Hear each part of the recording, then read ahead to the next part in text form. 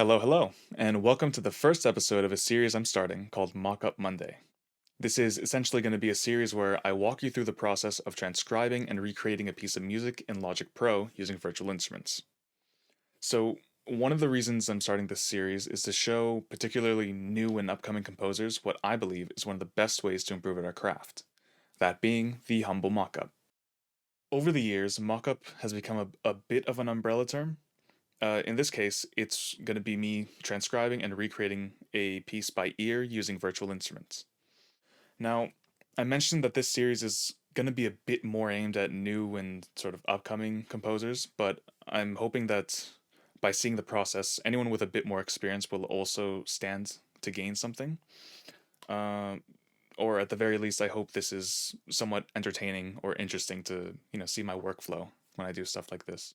And one last thing, this is my first time ever making content like this, so I'm still getting the hang of things in terms of, editing and production, so please do bear with me and pardon my dust while I figure this whole thing out. Let's get started. Here we have the track Knife to the Throat from the soundtrack of Freerun, a fantasy anime scored by Evan Call. This is a combat or battle track from the anime, so you can expect things to be more intense, moving, and rhythmic, generally very heavy and full on. The soundtrack is one of my favorites. It's in a sort of hybrid folk, orchestral, Celtic style. So I'm gonna try to mock up around a minute of it. I don't know if I'll get this whole thing, but let's give it a listen.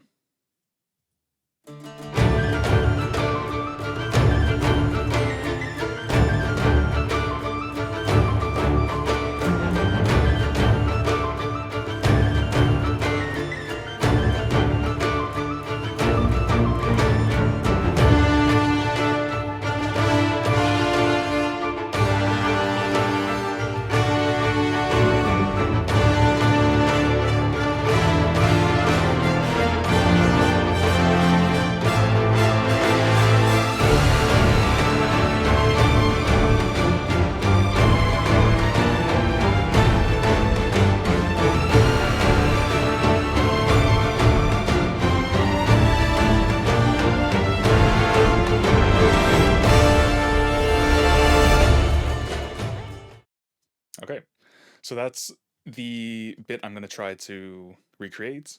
So, to start out with stuff like this, I always do a piano sketch or sort of piano reduction.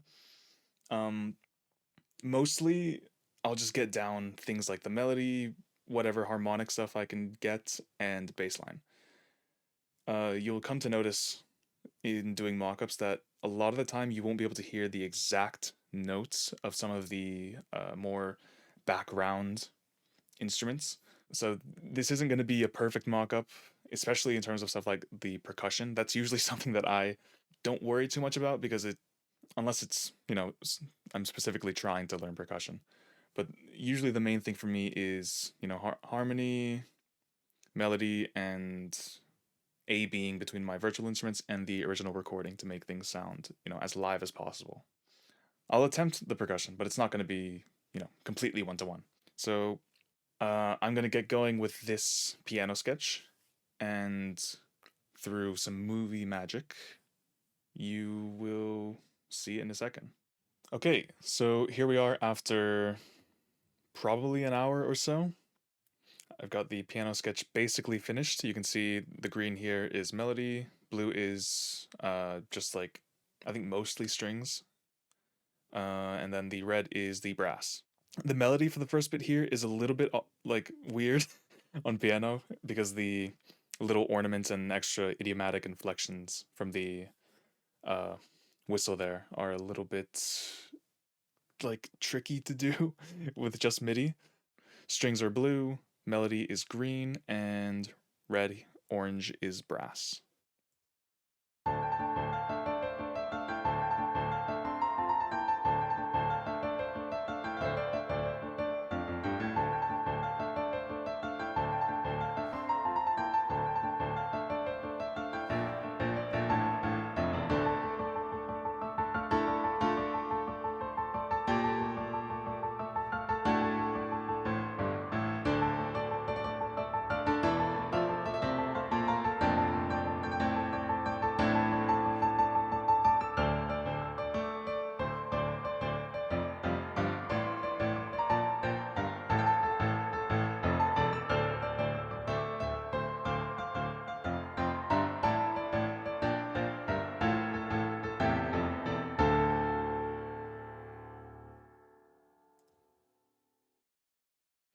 All right, and there is the sketch.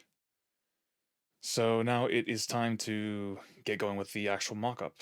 So here I know I'm going to be needing string shorts, so I'll get my Cinematic Studio series.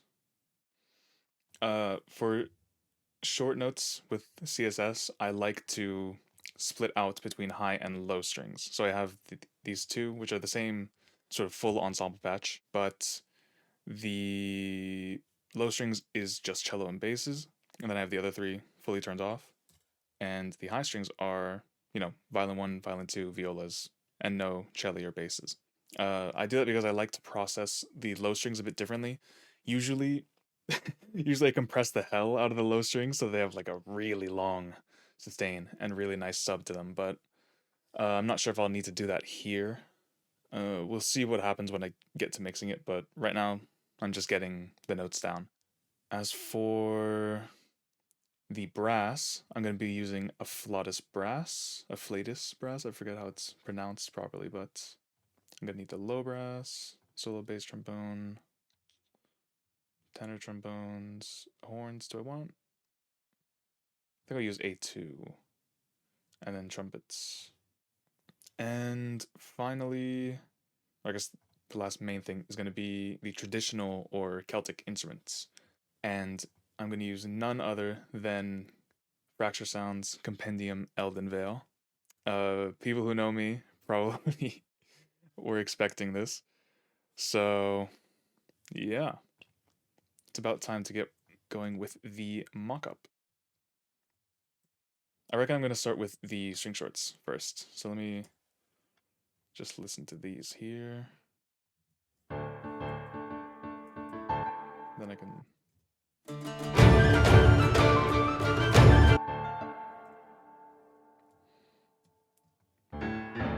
I'll do the low strings first. So when it comes to mocking up string staccatos, there is a bit of a technique that a library like CSS that has these different short articulations, sforzando, staccato, staccatissimo, and spiccato. It's very good practice to get used to switching between them for a more detailed performance. I like to first set everything to spiccato just because it's easier. And then I'll select the first note here. And I will set it to staccatissimo. So now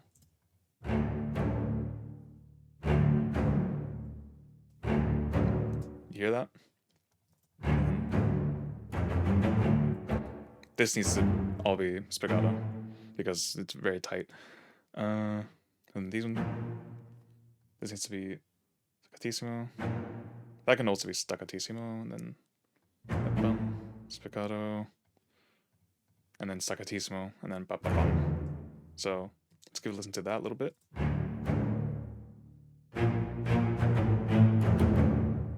See, it's more interesting than if it was all just spiccato here.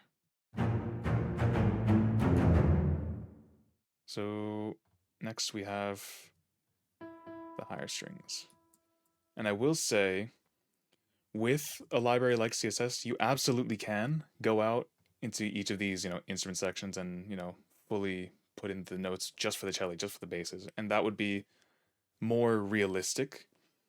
But I really, really like the sound of having things more so in like an ensemble patch because of the way it doubles between the violins 1, 2s, and here in the violas as well.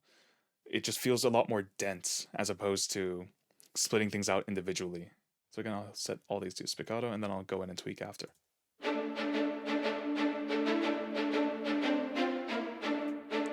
See, so like these ones are obvious.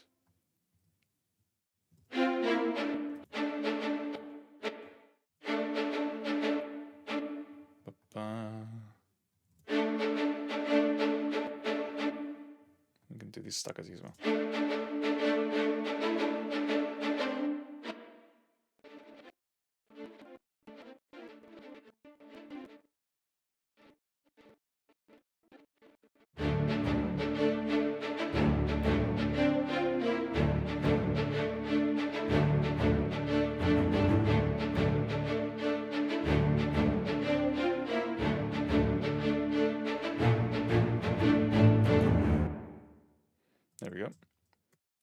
think let's do the Celtic instruments. I'm going to use the bouzouki from Eldenvale because it has this system where I think every note can be strummed, or I guess it is by default, and you can decide whether you want to balance things towards the melody string to just hear the note that's playing or the open strings.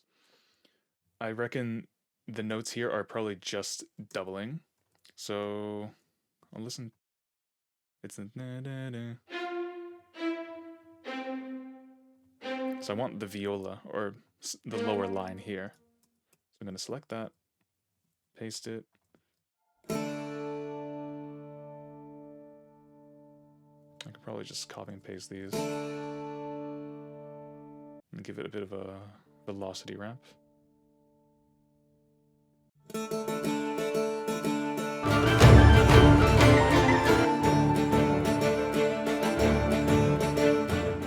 I might double that. These are east-west fantasy strings. Go away, go away. So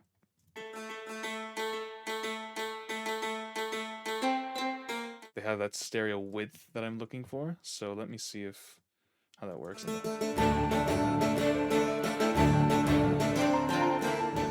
Right. I'm happy with that for the most part. Now let's get the melody here. So I'm going to use the Eldenvale tin whistle. Now this MIDI is going to definitely need a fair bit of cleanup. So I will do that and then I will be back.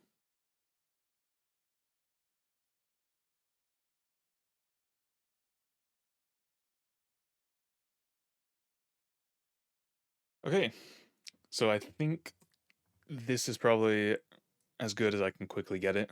Definitely not perfect, but yeah. So now let's listen to the first bit.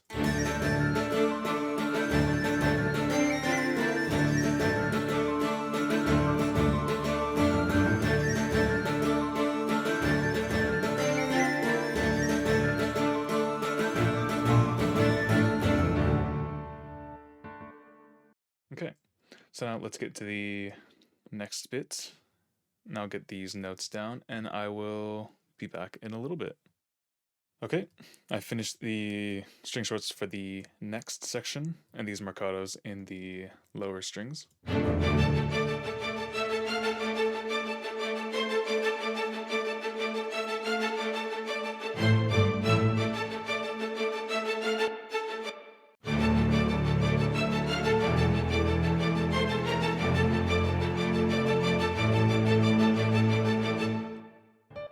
Okay, these definitely need some velocity tweaking, but at the moment I'm just trying to get the notes down. Bit of a weird thing there with the low strings, not sure why they weren't playing, but I'll sort that later. Next up, let's get the brass. Let's just listen to the MIDI here.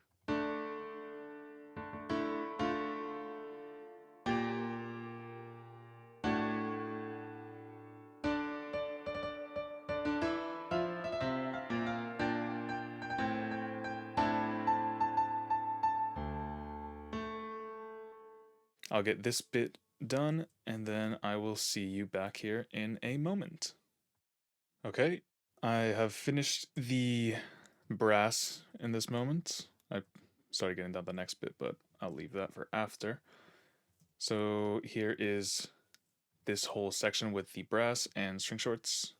It's going to sound a bit off without all the percussion and extra sort of atmosphere stuff, but getting the notes down, you know, and I'll go back later and add all that.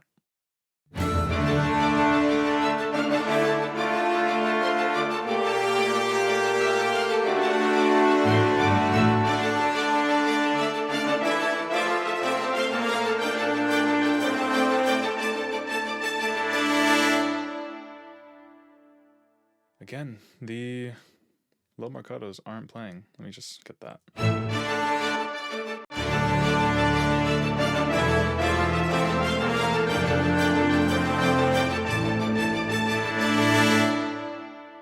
There.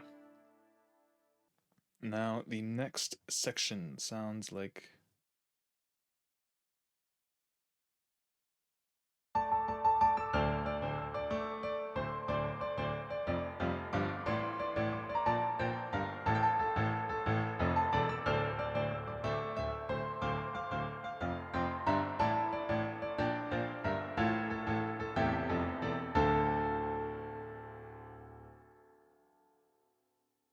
So, as usual, getting any string shorts down. Start with low strings.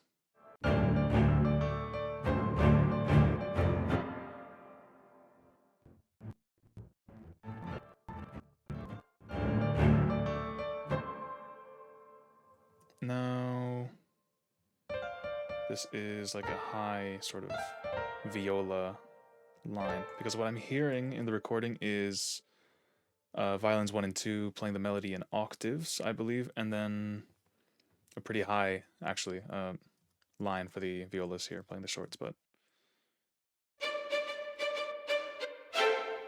as usual, get the spiccato.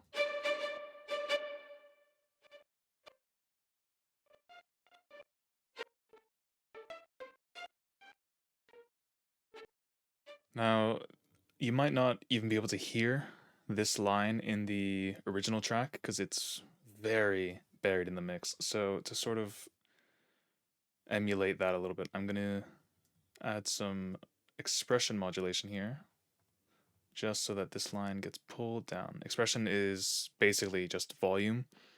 It's one of the two sort of main CC values that you use when doing mockups. You'll see me use CC1 in a moment more for the string melody here, but yeah, CC11 is basically volume. Modulation, or CC1, is going to be dynamics. So that is to say, more as if an actual player was, playing harder. Like that would be controlled by CC1 here as modulation or dynamics, which is a both volume and timbral change. So the sound of the instrument also changes as that goes up. But CC11 is going to be just volume. So it's not going to be as if like someone was playing harder into the instruments or anything like that. It's not purely for mixing purposes, but the way I use it and think about it, it is. Because sometimes you want a volume change, but you still like the dynamic that a quote unquote player was playing at, But you just want something to be a bit quieter. So it's easier to do it for me with CC11 than to go into the track here and like automate the volume like that. This is just sort of a quicker, not quick and dirty, but just a quicker way to do it for me. See, it's getting quieter. Probably like that. All right. Now, next, let's get to the melody of the final section. For this, I'm going to be using Cinematic Studio Strings. I've already put in the MIDI and, tweaked it a little bit.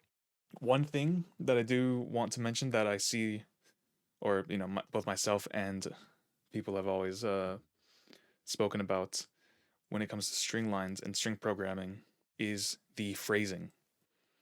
People, especially when first starting out, don't think that much about the actual phrasing and the length of the phrase. Like for this melody here, you could have everything just be legato all the way through, and a lot of people will do that when they first, get their first decent string library that has, a nice legato. They're like, oh, this is so this sounds so beautiful. Why not make everything just one continuous line?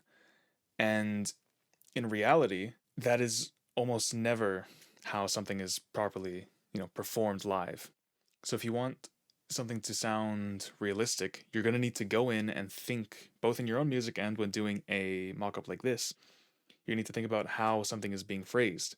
So you can see here, we have the first little bit of the melody. Let me just give us some modulation so we can hear it. See? And then it cuts off there. You could very easily have that continuous and, go down to the next bit.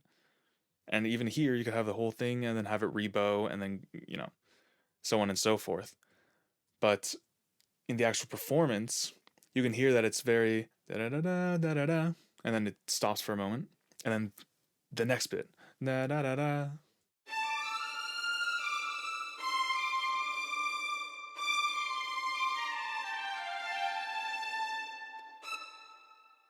At the moment, that sounds very static because I haven't done any automation of the CC1 or CC11 data.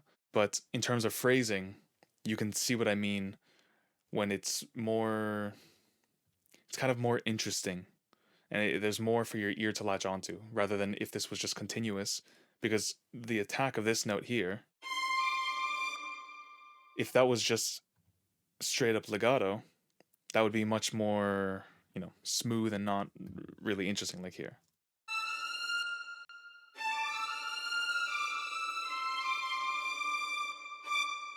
See, it loses some interest in that moment. Especially when I automate the CC1 data, you'll be able to really hear that gap. So yeah, I'm going to go in, do that, automate everything, and then I will be back momentarily. This is now the last section of the track, all finished and mocked up. Well, everything apart from the percussion. All that's left on the agenda after this is for me to do, like I said, a bit of percussion. Then I'll get to mixing it, and I can show off the final product. So let's give this a listen, and then I will play the whole thing through so we can hear everything that I've mocked up and how it sounds now pre-mixing, and then I'll clean things up and get it all finished.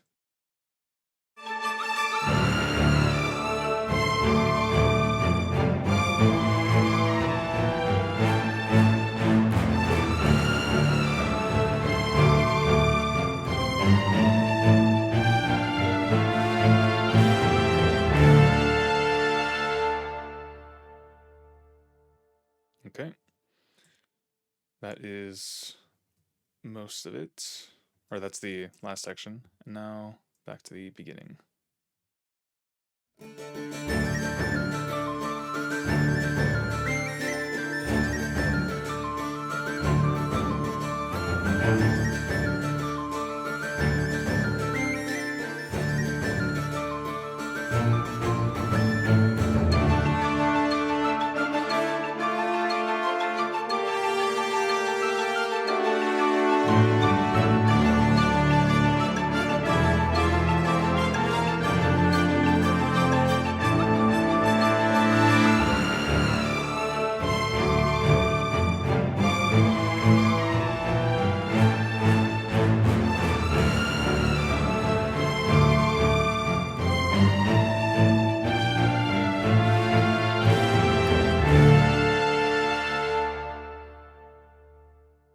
There we go.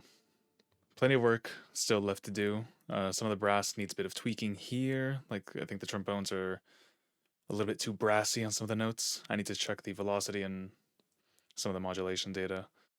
Apart from that, it's just going to be the general sort of trying to do a bit of tone matching, room matching, see if I can get my template to sound a bit more like the actual room it was recorded in, general mixing.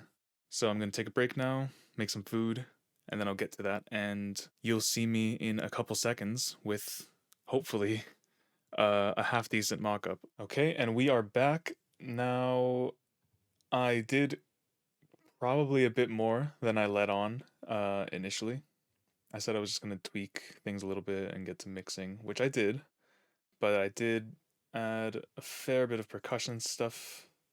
Again, like I said before, it's not exactly one-to-one with the original, but it's close enough. I think it really adds quite a lot to the overall mock-up because it was definitely feeling a bit empty before. But, you know, especially with stuff like this, percussion always fills in a lot of gaps. So I think it was still valuable to show everything without the percussion. One of the main things that I really needed to tweak and did tweak a lot was the MIDI for the tin whistle here. The phrasing, ironically, I was speaking about the phrasing and the strings, but I didn't really spend too much time with the whistle until just now.